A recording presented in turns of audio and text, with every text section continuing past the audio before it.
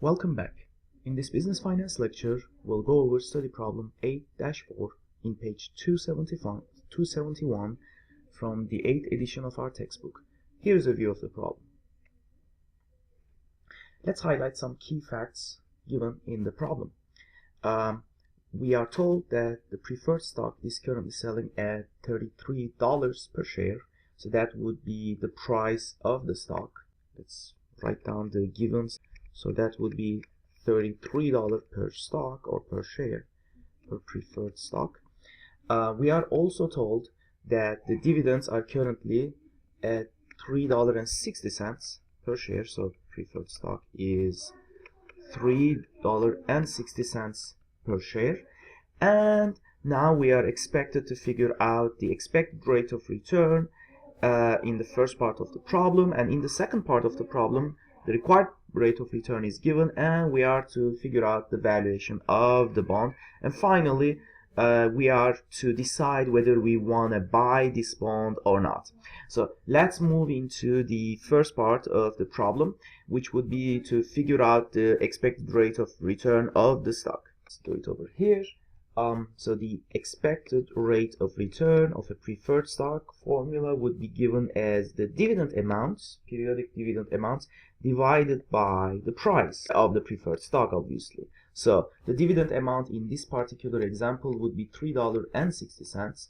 The price is given as $33 per share, and as a result, we would figure that the expected rate of return of this security is 10.91%.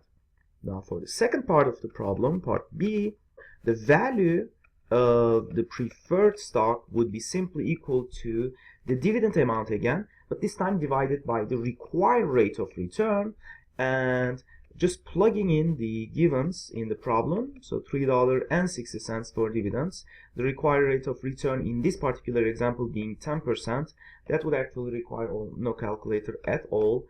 That would give us $36, and that we would be done with the second part as well. Now for the last part of the problem, whether the investor should buy this security or not, like we did previously, we can use one of the two approaches. We can either compare expected rate of return with required rate of return. That would be one approach, and for that particular case, let's quickly do it over here.